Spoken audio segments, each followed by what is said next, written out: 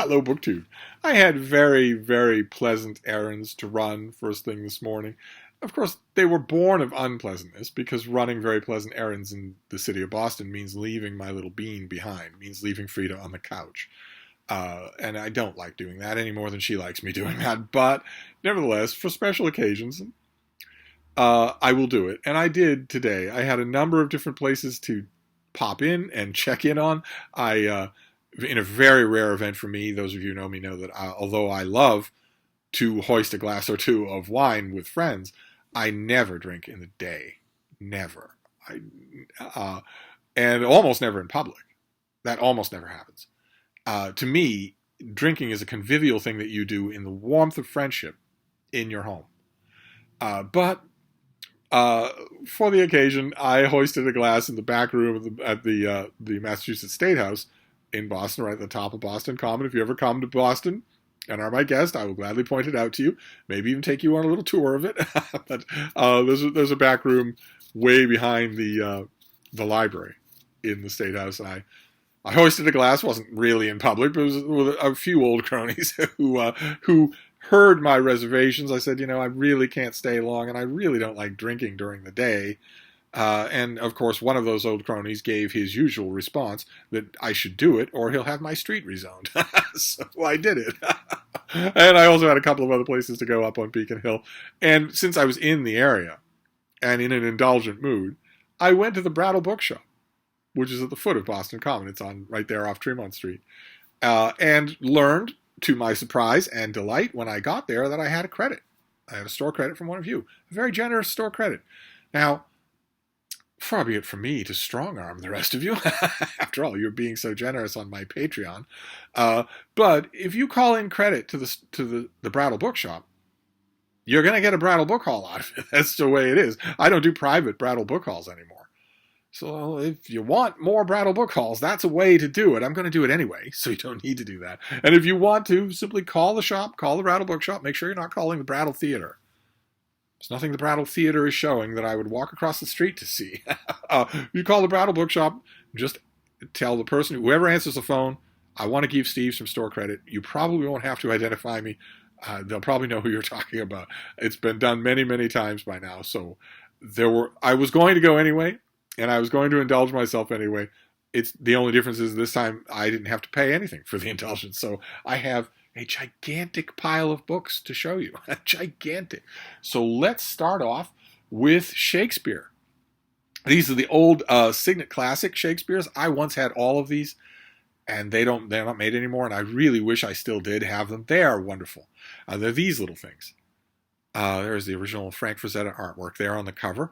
This is the narrative poems, but what you get is an introduction to the series, an introduction to Shakespeare, an introduction to the individual work that is in this volume. They all look like this, the black writing on a white spine like that.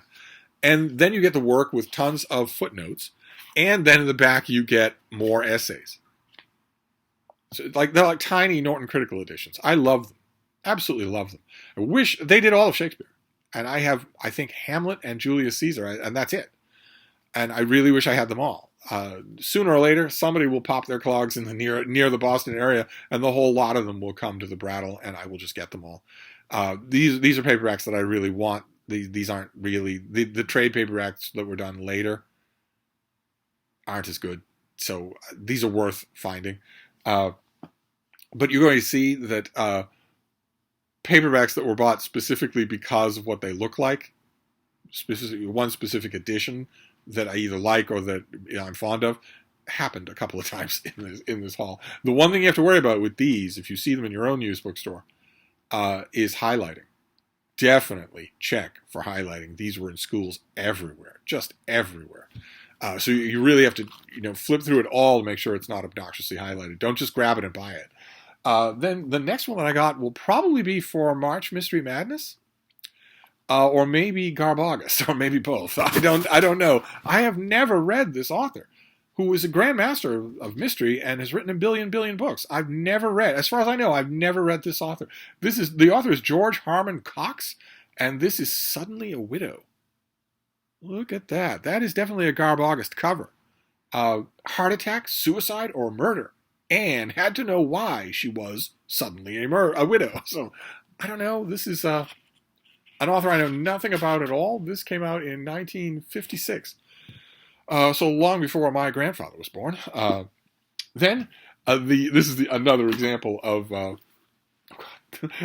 pile is just falling over because there were so many books here. This is another example of a book where I have wanted to reread this whole series for a while, and I have known for a while that if I'm gonna reread it, I want to reread it in the version that I originally read it in. I don't know if that's true, and I don't know whether or not these versions can take the strain. But this is James Herriot, and this is his classic All Creatures Great and Small. I fell in love with the original TV show. I think it's going on. There's a new version on TV now, but I fell in love with the original TV show with Robert Hardy as the older brother, Tristan, or Siegfried, and Peter Davison as the younger brother. I fell in love with the original BBC series of this thing and loved the books. Just loved them.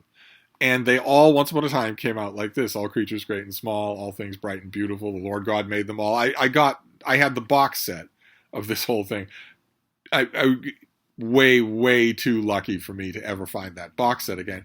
But I saw this, and I grabbed it, because I have been thinking about rereading those core 4 books by Herriot.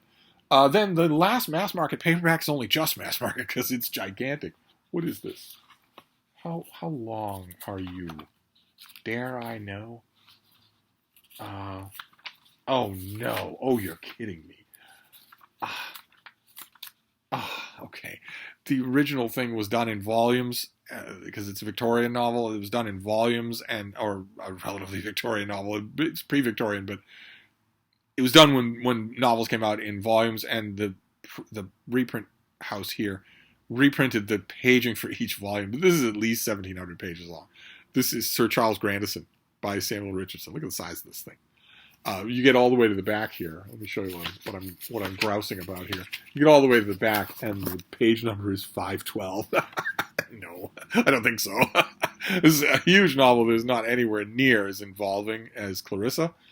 But I haven't had this Oxford World Classics in forever. Penguin doesn't do this, as far as I know. No one makes a popular paperback of this, or ever has, in the last 70 years, except Oxford. I had this once in the 1980s. I haven't seen it in the wild since, and I haven't read it since then. So I'd give it a try. It's got a main character whose surname is Byron, but she's not the Byron who is the subject of Joe Spivey's upcoming read-along. Then this next one is a novel by a historian. I've been dealing with a few of those in 2024, but this is not new, and I have never read it. I know the historian is A.J. Langou, who I have praised over and over again on this channel. His history of the American Revolution, Patriots, is fantastic. He wrote a book about the contest for individual power when Rome changed from a republic to an autocracy, called A Noise of War. It's also fantastic. He's written a lot of really good books. He's terrific to read, but I didn't know that he'd written a novel. I think this might be the last thing he ever wrote, because I'm assuming, like everybody here, he's dead. This is called Jesus Christ, plural, a novel. And the back only has blurbs. Reynolds Price, William Gass, Malcolm Boyd blurbed, but no description of what this is. It's not a long thing, so I'm really tempted to make it the prize winner. Whenever I go to the Brattle, there's always at least one. I make a point of taking one book at least onto that night's reading pile, so I can start chipping away at these immediately. I do not get books at the Brattle or anywhere else and just chuck them away somewhere and forget about them. No book buying bans for yours truly. I go through these things. Instead of a book buying ban, I have a very healthy excretion process, which is what you need. Book buying is a lot of fun. What you really need, instead of a book buying ban, is a ruthless process of getting rid of books.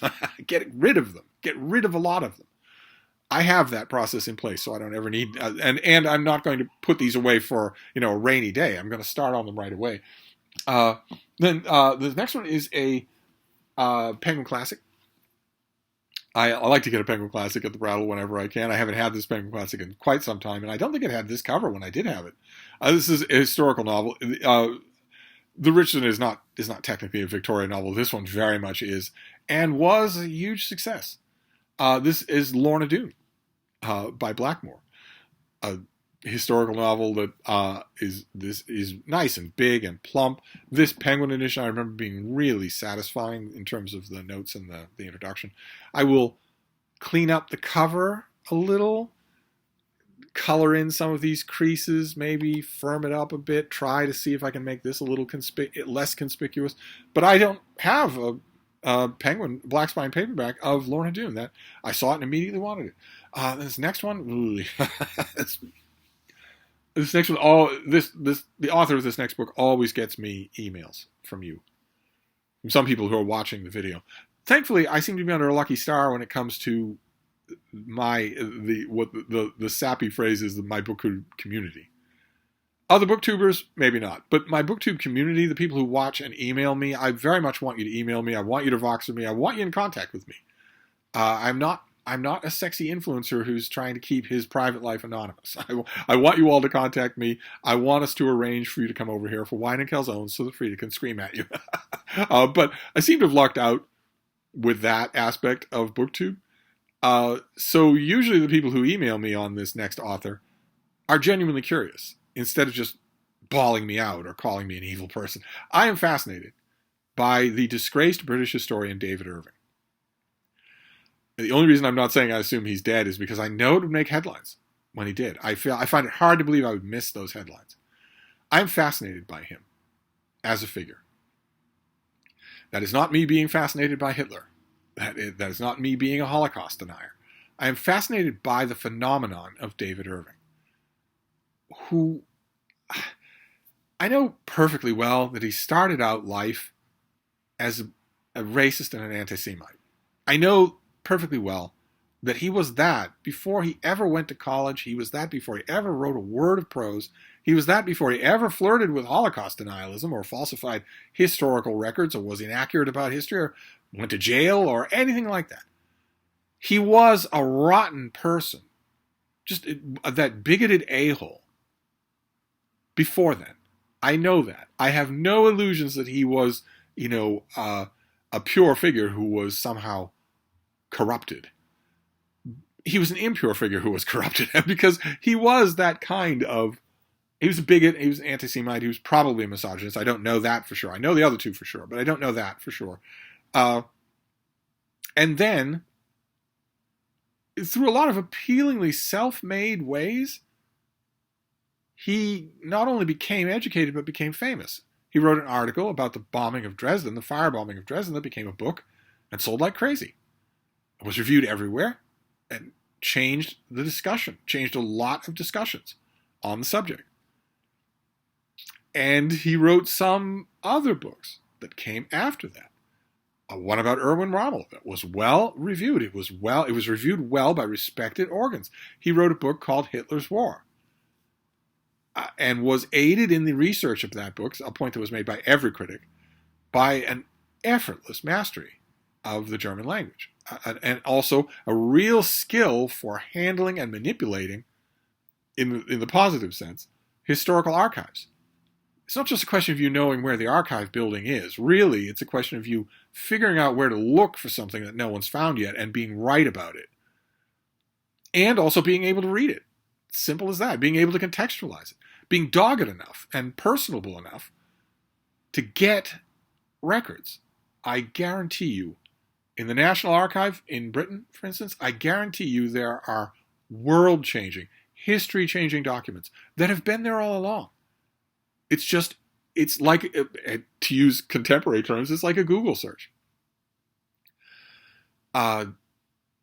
Your results, the satisfactory nature, the granular detail of your results in a Google search will largely be dependent on how good your search is, not how good Google is.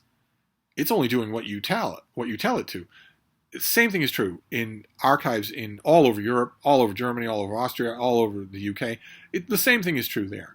You have to know what to look for, and Irving had an amazing skill at that undergirded his book on Erwin Rommel, it undergirded his book Hitler's War, but historians, critics, friends, onlookers started to notice a change creeping into his work. Subsequent editions of Hitler's War eradicate all culpability for anything like the Holocaust. and subsequent talks and subsequent books start to flesh out what was for a long time Irving's central claim, which is that although the Nazis killed lots of Jews, Hitler didn't know about it. And if he had known about it, he would have stopped it. That there was no such thing as the final solution. There was just a whole bunch of gangster actions by outlying generals and Gauleiters who just took it into their own homicidal heads to do this. But that Hitler didn't know about it. And that the few times that he became aware of anything, as Irving loved to put it, he stretched out his hand to protect the Jews.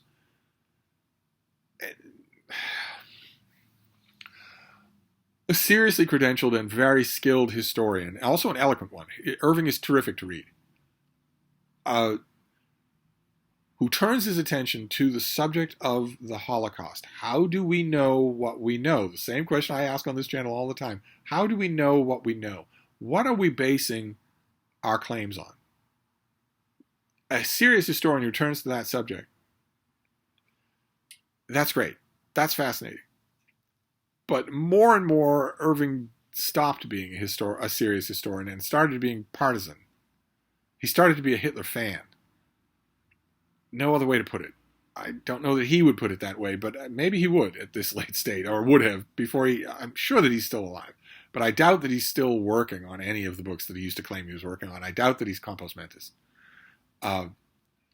He started to say inflammatory things like that what happened at Auschwitz was delousing, and that Auschwitz was a brutal work camp, so of course a lot of people died of typhus. But that there was no mass murder campaign. If there were ovens for liquidating bodies, it was for liquidating bodies that died of natural causes, that died, or unnatural causes, since he professed, at least for a long time, in the 90s, that he thought one death that happened in World War II was too many. And that Auschwitz and Buchenwald and whatnot were brutal camps and a blemish on human society, a blemish on German society. But then he started to change his tune. Very much so. Very much so. He started to make inflammatory statements like more people died in the backseat of Ted Kennedy's car at Chappaquiddick than were murdered at Auschwitz. Things like that. It started to systematically doubt eyewitnesses and mock them. And developed a term. He came up with a term for genocide in World War II. He didn't want to talk about genocide. He wanted to talk about incenticide, the killing of innocents. That was the real crime, the killing of innocents during World War II. Well, what's the loophole that leaves wide open? But people who weren't innocent, well, it's not that big a deal if they were killed. And increasingly, it became pretty obvious who he considered to be not innocent, and that was the Jews. As he calls them, or called them in the 1990s and the early 2000s, the traditional enemies of the truth. Not particularly subtle. In other words, he degenerated, and I'm fascinated by that process. Just fascinated by it. He had two roads in front of him. I'm not saying that professional historians are all angels, where a communion wafer wouldn't melt in their mouth. I'm not saying that at all. Probably a lot of them have bigotries of one kind or another. And a road diverges for them toward two different futures. One in which they control those bigotries the way we all do, try to fight against them, try to eradicate them. You control them in any case. And don't let them out in public view, because the one path that's going in front of you is increasing book contracts, speaking engagements, teaching engagements. And you want that path. And the other path is not to suppress them, to embrace them instead and become an outlaw, a renegade, a lunatic, a despised figure, an outlier. And Irving chose that second path. I'm sure that he would say that it was chosen for him, but that is not true. He chose that second path. And eventually came to ruin. In 2000, Deborah Lipstadt and Penguin Books won a trial. They won at trial, and a trial court adjudged that David Irving was not only a Holocaust denier, which is bad enough, but also a bad historian, a fraudulent, untrustworthy historian. That was over 20 years ago. He's continued to write books since then, but he has to self-publish them. They're never in bookstores. And I am fascinated by him, to the point where when I see a copy of Hitler's War, I buy it and reread it. When I see a copy of the Rommel book, I buy it and reread it. And today, for a long prologue here, I found his book, Churchills War, in a trade paperback when he could still get this kind of stuff. This is Arrow Books, a Canadian publisher, I think. Still has all the mainstream blurbs on the back. This is his, it says Volume 1. I don't know if Volume 2 was ever written, but Volume 1 is his epic takedown of Winston Churchill, who he hates, as being a drunken warmonger, a complete hypocrite. And there are huge chunks of this book. I haven't read it in a long time, actually, probably since it came out. Let's see. 1987. Yeah, I probably read it in the late 80s. Huge chunks of this book I agree with. It's only later, it was only in the late 90s and then after 2000 that I realized why he hates Churchill. In this book and in speeches that he gave when he was doing press for this book, he made it clear that the reason he hates Churchill is because he thought Churchill gave away Britain's prestige, bartered away Britain's empire in World War II. It was only later that I looked back at books like this and thought, okay, well, that's one explanation. It could be also that you hated him because he was fighting your guy. Ugh. It's a horrible moment to have, but I haven't read this in a long, long time. And every once in a while, even at the Brattle, one of David Irving's books will crop up. I hate to say it, but I honestly wish that I could write the Washington Post obituary for him. It's all but done, but when the time comes, someone is going to want a whole polish of the thing. I want a whole revision of the thing, and I kind of wish I would be tapped to do that, because it's only through doing something like that, where you're getting paid a good amount of money and you have a deadline and you have an editor. It's only through a circumstance like that that I would actually fully grapple with this subject. I don't know that I would do it otherwise. We will see. I'm going to reread this. I'll just go on the pile of grappling. We don't have any other unpleasant stuff in this mail haul. We, like this, for instance, is an omnibus. I found the Murder Omnibus by Mrs. Belloc Lowndes. This is Hilaire Belloc's sister. Not that. That's an actress, I believe. I wonder if you're going to tell me who that is on the cover. Will you tell me who that is? No, you won't. One of you film buffs probably knows who that is. Is that actually the author? Or is that an actress in the adaptation of one of her books?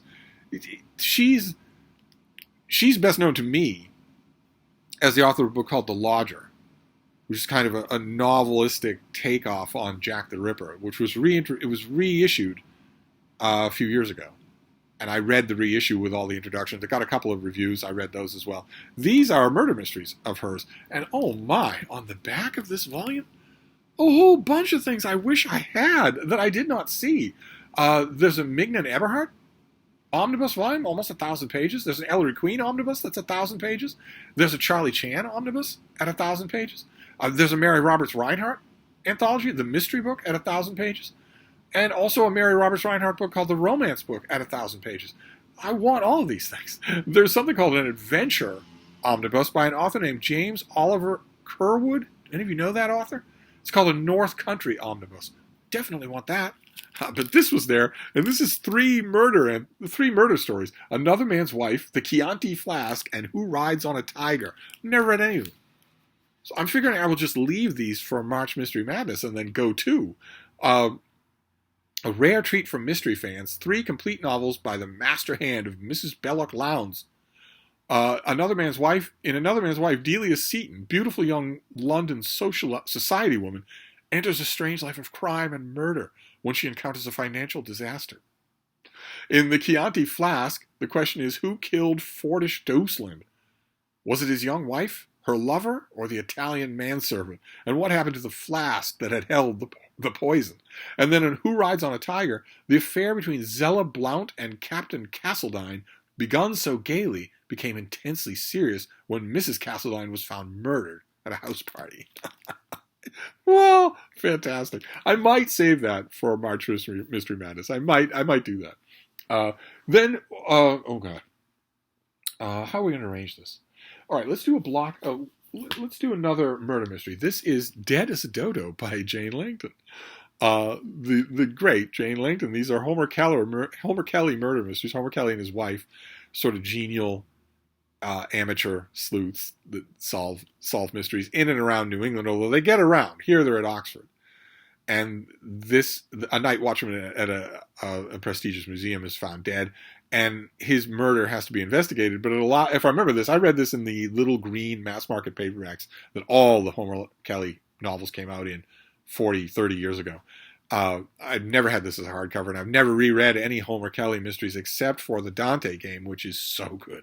It is my favorite one by far. I haven't read this one since I read it the first time.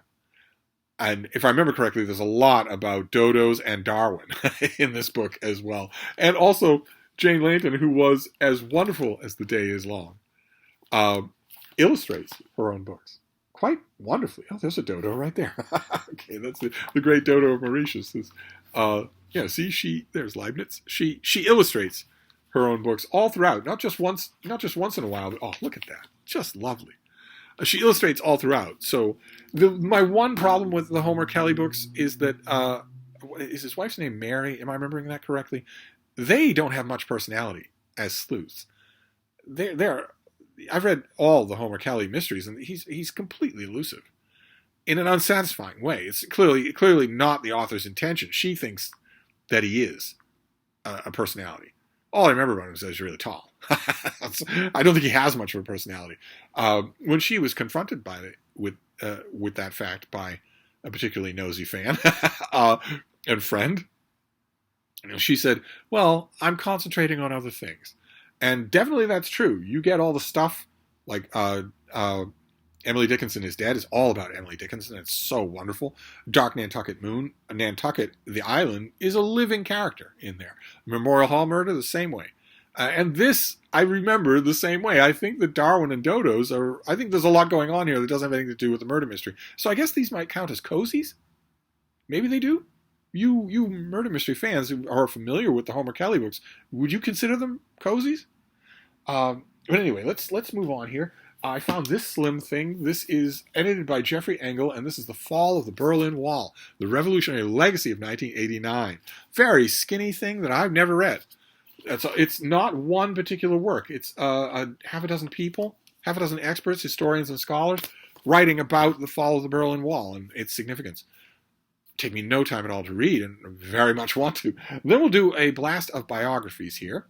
The first one is a trade paperback, but it seems fairly well put together, so I'm thinking it will probably last a read or two, and I have wanted this particular book for quite some time. This is by Elizabeth Yates, and this is called The Lady from Vermont. And it's about Dorothy Canfield Fisher and her writing and her crusading, her multiple social issue crusades. The Brattle also had always does have a few of Dorothy Canfield Fisher's books. It always bothers me a little bit that the publishing style that she took was Dorothy, because her name is Dorothea, and she was named after the main character in Middlemarch. So I thought so much cooler. But I love this author. She is now considered, although she bounced all over the world, she's now considered a seminal Vermont author. And she was the subject of a long piece that I wrote for the Wethersfield Proctor Library newsletter years ago for Mark Richardson. Because the Poobahs in Vermont there was a Dorothy Canfield Fisher Children's Book Award forever and ever in Vermont, named in her honor. And the powers that be in Vermont thought, oh, well, she's probably not politically correct, or maybe she's so old that, nobody knows her name anymore. We should probably change the name of this prize. And I resented that. I wrote a strong screed against doing that. They did it anyway. Vermont did it anyway. I forgot the name of it. I think they made some sort of a contest for students to pick the name of the prize, and they did. So there isn't a Dorothy Canfield Fisher Children's Book Prize anymore. But she was a fascinating figure, just absolutely fascinating. I love her books a lot. Not all of them, but the ones, the down home country ones that made her famous, I love a lot. And also, I should probably ask Hannah at Hannah's Books. She'd probably know better than I would, but I could swear that there was a great volume of the collected correspondence between her and Willa Cather. She and Willa Cather were good friends, challenging friends. I always think about, for instance, the modern equivalent would be Christopher Hitchens and Martin Amis. where they don't always have to agree. It's just they know they love each other. They know that their friendship is secure, so they can bash away if they want to and find strange alliances. I feel certain that there was a book from an academic press probably 30 years ago that collected their correspondence with great bridging material and annotations. I'll have to look for it. I'll have to look on Amazon and elsewhere and see if I can find at least what it was. I know I don't have it, but what a book that was. And I had read this book when I read that letter collection, because this thing is older. Oh, wow, look at that. Oh, wow. Oh, goodness gracious. That is the author, Elizabeth Yates. Oh, man, oh, man. To quote from The Birdcage, they don't make women like that anymore. Let's see here. When did this come out? 1958. Yeah, I read this a long time ago, and then years and years and years later, I read that letter collection between her and Willa Cather. Oh, it's driving me crazy. But very happy to have this. And it's a nice, solid old trade paperback, so it will hold out. Then Another Life. This will be familiar to you for all of you who watch Joe Spivey's channel.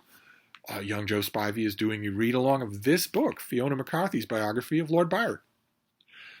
So the minute I saw that, I checked my shelf. I didn't have it, so I rang round to my bookshop. They did have a copy.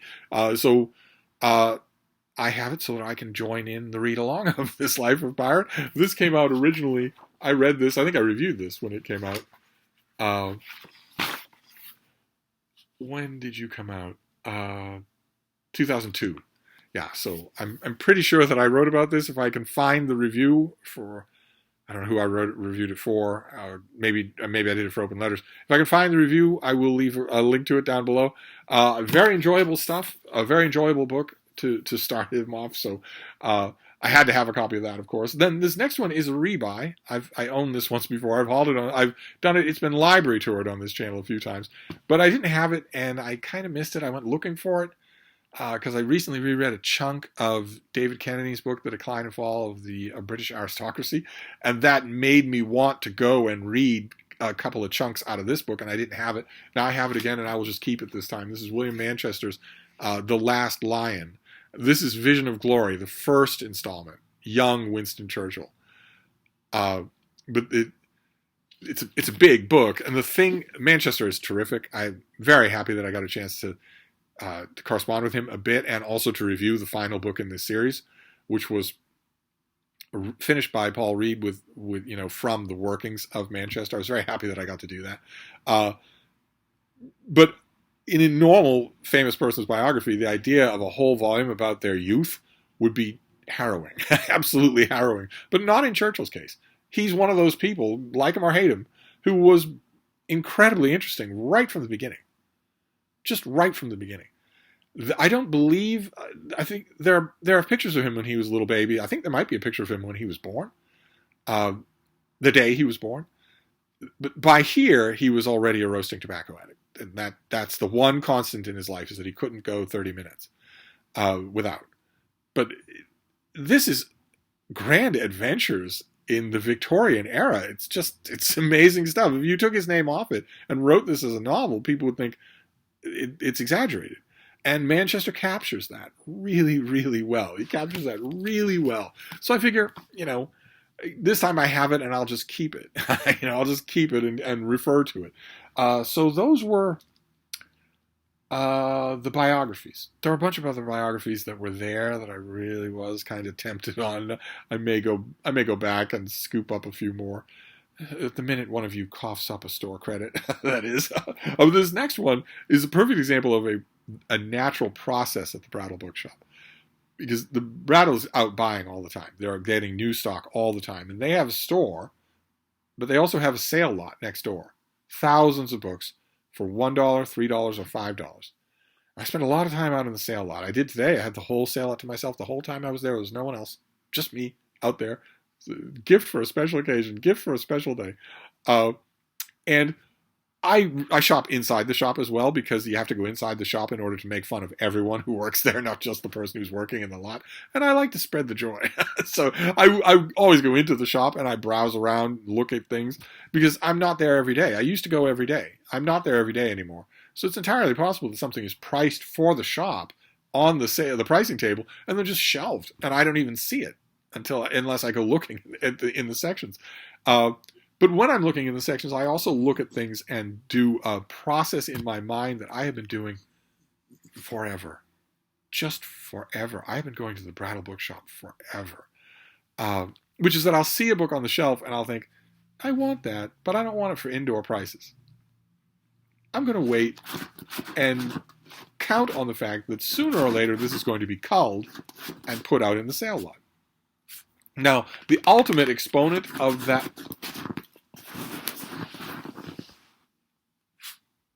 What are you doing? Hmm? Why are you digging at that pillow?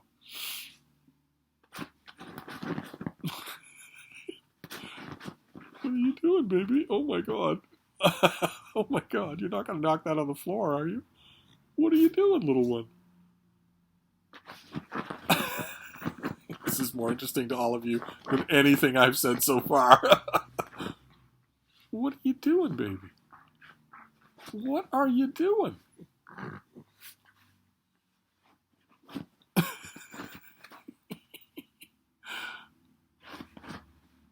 Oh, goodness. You're not going to jump down there. You know it as well as I do.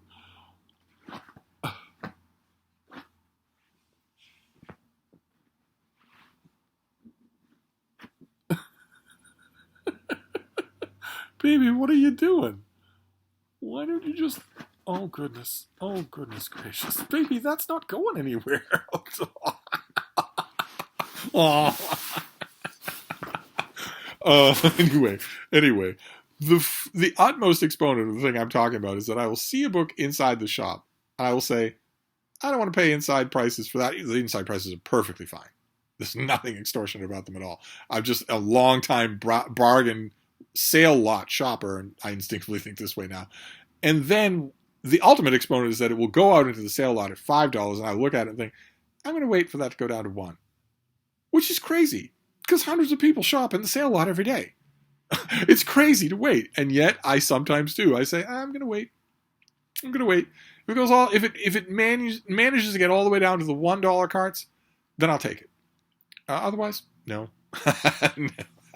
I can't tell you how many times I've regretted that process.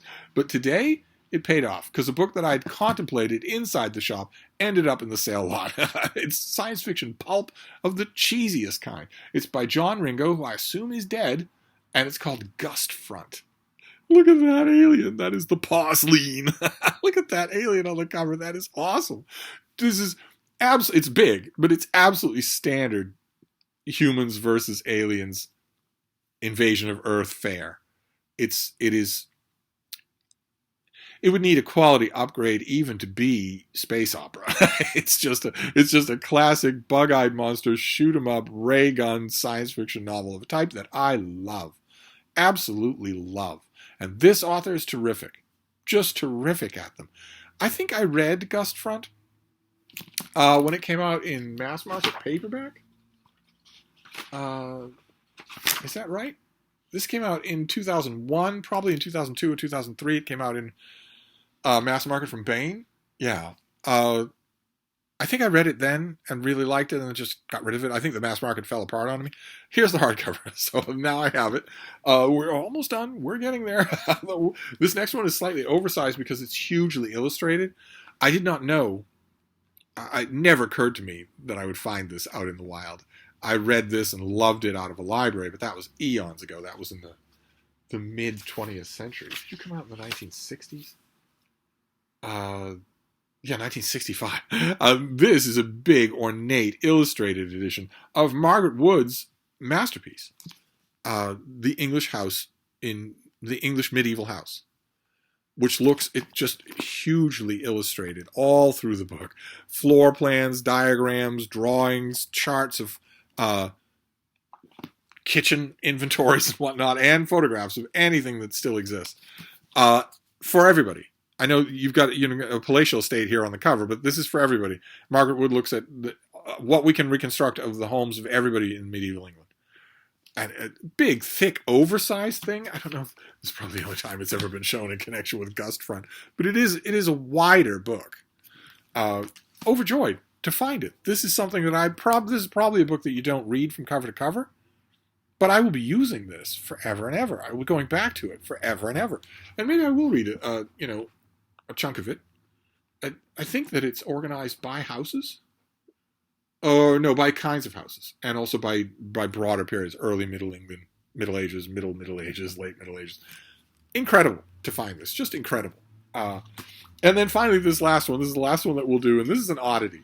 And the thing about the Brattle sale lot, almost all of these are from the Brattle sale lot. The thing about the Brattle sale lot is that you can indulge in your curiosity for oddities. They're going to be out there. You're certainly going to find them. Everything comes to the Brattle. Eventually, everything does. So if I see something out there that I have never seen before, curious about, if it's $1, if it's $3, I'm going to grab it. The only question I'm going to have is how I lug it back here. Once upon a time, oh my, for years and years, I had a squad of teenage weightlifters.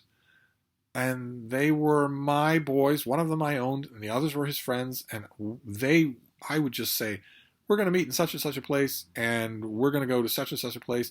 And every once in a while, a newcomer to the group would say, well, says who? And all the others would just shut him up and say, dude, we're just do what the old guy says. And I would just load them up with books. Not anymore. Now, I'm like a common bridge troll. I'm reduced to carrying my own books. But I managed, because as I used to say, as I've said for my whole life before I became incredibly old and frail, books are never heavy. So I always used to say to people, books are never heavy, dogs are never unfriendly. But I found Evie Ryu's translation of the Odyssey, which is one of the best-selling paperbacks in history. It launched the Penguin Classic line and made everybody all the backers behind the Penguin Classic line realize that this gamble was going to pay off. That if you put a cheap paperback of a classic that people encountered at school, if you put a cheap paperback classic in the train stations and the normal bookstores and the stationery stops everywhere, if you put it everywhere for cheap, for pocket change, people will buy it. Huge numbers of people will buy it. People will pass up Suddenly a Widow and buy that instead. Because everybody likes serious stuff. If it's right there for them, if it's not some gated community, boy oh boy did that experiment turn out to be true. And I've read Ryu's Odyssey so many times. I've taught it so many times, but I've never seen this. This is the Illustrated Odyssey, a larger hardcover that is the text of the Ryu Odyssey, but it's got all of these color and black and white pictures of locations that may or may not be the ones in the book, in the poem. I've never seen this before. This also I am unabashedly going to chuck on the pile, because I'm going to read this in August. I reread the Odyssey every August. I'm going to read this version in August just to honor it. I've never seen this before, so I had to get it. So there you go.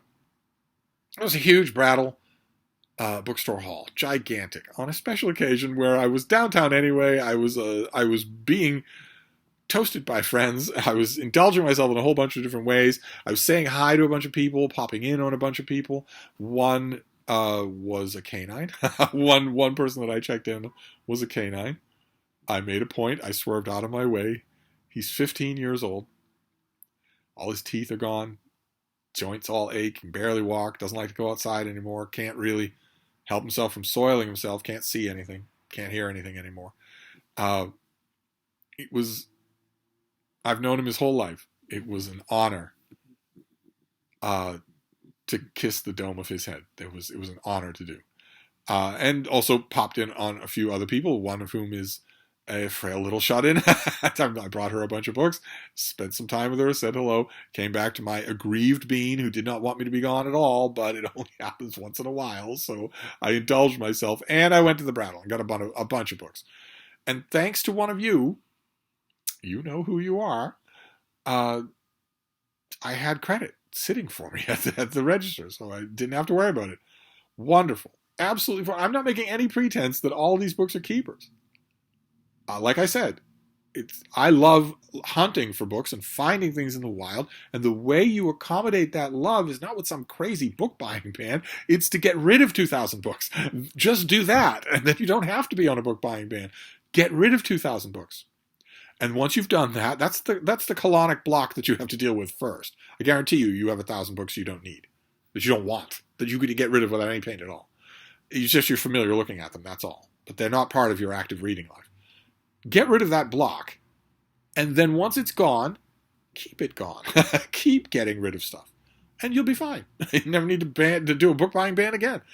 A lot of these things will come and then go. I'm heartbroken a little to think that I would ever get rid of Gust Front, but I might. But anyway, we have I don't know if I can do a secret of all these books. We have the Illustrated Odyssey.